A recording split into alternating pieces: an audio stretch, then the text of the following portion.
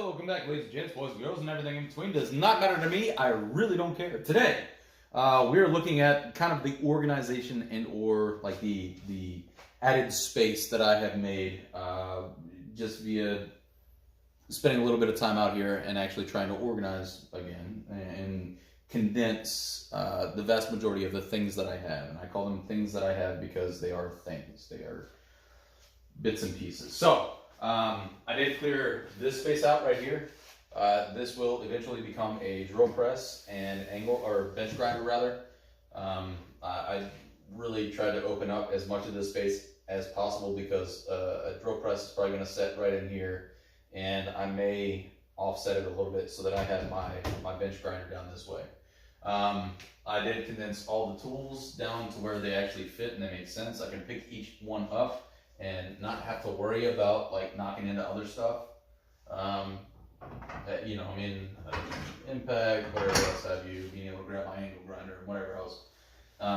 The other thing is that I made sure that everything is reachable if I need to grab it. Yeah, I do have to stand up on my tippy toes is what it is, but I can grab it. Yeah, that's the point. I'm able to access anything and everything on here. You'll see these boxes. These came from my grandmother and my grandfather's house. My grandfather has since passed. My grandmother is still with us. And these are his cigar boxes. And in these cigar boxes was a treasure trove of things that will help me with current and future projects that I know full well I'm going to get into, such as the taps and dies and the easy outs and whatever else have you. Actually, underneath my bench, I have a lot more of those, the less useful items, but things that will certainly come into use in the future. So I wanted to make a certain point, or make a special note of that. They are there, and I kind of want to keep these boxes, but I know as far as space and storage goes, they're empty. All those bits and pieces have actually been put into toolboxes directly underneath what I call the operation table. This is where I do the vast majority of my small engine work. I'll pick a lawnmower up here or a weed eater or whatever else have you, and this is like the messy area. I try and keep this as clear as I possibly can and just dump all over this thing. The other addition would be the bits and pieces holders. Again, the two red ones up here and this white one came from my grandmother and grandfather's house. And it's just another way of being able to organize what I need to organize. On the bottom of these red ones, I actually did hang a light so that I can see what is actually down in the drawers here, as well as add just a little bit of light to this metal panel, which I added. I'm probably going to bring you in for this one, but as you can see, I have plenty of room to move, kick, turn around, whatever else I need. But I'm going to break you off the stand here just so we can get down into the nitty gritty of it. So again, I just took some carriage bolts and attached a piece of metal to this work area so that if I need metal backing, if I'm doing rivets or just hammering or anything really, it's not going to damage my workbench. That's number one. And again, you can see the light. The light actually does shed light down into my bits and pieces. We got standard wrenches, we've got metric wrenches, Allen wrenches, and all that other fun stuff. One thing that I did add, and this is probably the coolest part and what I like most, is that these are toolboxes. This one and this one back here are toolboxes that came from Granddaddy. And it's got an assortment. I'm going to go through and actually clean out these bins, but an assortment of things that take a lifetime to collect. This drawer specifically is literally a hardware store for me. We've got brass fittings, flare fittings, all kinds of fun stuff. We've got springs for days, hose clamps, chain links, all kinds of fun stuff in there. And then we have the random drawer. They don't make these like these anymore. And then you got a whole bunch of sockets and locks and spark plugs and whatever else have you that he collected and that made sense for him in his workshop.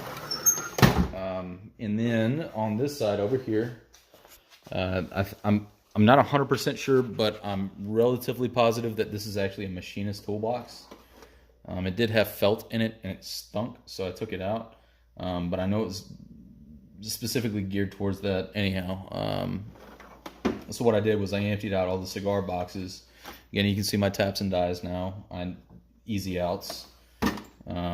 Some of them are actually empty because I have yet to put tools in them. I have all my files, my bastard files, my wood files, my rasps, everything else down in here. Again, just a really cool, comprehensive setup to where I can add and change. You know, I mean, I've got my O-ring tools and whatever else have you. But that's that. And then on the other side of this, I actually have my half-inch work set up right next to my jack and jack stands. So I have my jack stands down there and a jack, and then I have my half-inch stuff. So I have my half-inch ratchets, I have my extensions, my sockets, and whatever else have you. And then over in that corner back there, those are small engine parts and pieces, carburetors and pressure pumps and whatever else have you that I've been collecting. Just the stuff that I don't actually use every day, but is good to have around for pieces parts. So I'm actually going to put you back up on the stand now that we are complete with our shop tour.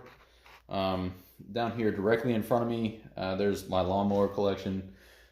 Things that need work, have been working, I just fixed. I personally own a Husqvarna that's all-wheel drive that I literally just went completely through. Plugs, wires, fuel lines, changed the oil, put a new drive system on it, all that fun stuff. So it's rip-roaring ready to go. I've got 2 lawnmowers that currently don't work that will be in, I know full well the Honda is going to be in future videos. The other one, like the Troy-Bilt, probably not.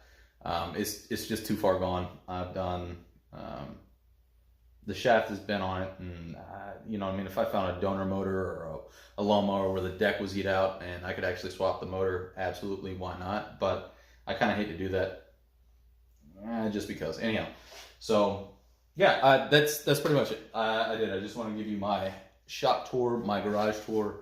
Ultimately, again, I have plenty of space to work, move, open up drawers, get all the goods out, and do whatever I need to do. And it's just a little bit more organized and significantly cleaner. You know, spring cleaning, it is springtime now, so I went through and blew out the entire garage and organized and cleaned out. Back here I'm going to put some racking and everything else, but you guys don't really need to know about that. So that's it, guys. There will be more videos pumping out. I am absolutely going to redo the Black & Decker versus Milwaukee because that was obnoxious. It's actually embarrassing to go back and look on, but yeah. This is the garage, this is the setup, this is what I'm running with, and I think it's pretty well streamlined. Appreciate you watching. Like, comment, subscribe if you feel like it. I'm just a guy, and I enjoy spending time out here, and my son enjoys spending time out here. He likes messing everything up to where it's no longer organized, and I have no idea where anything is. But it's still fun. So appreciate you guys watching. Catch you in the next one. Bye-bye.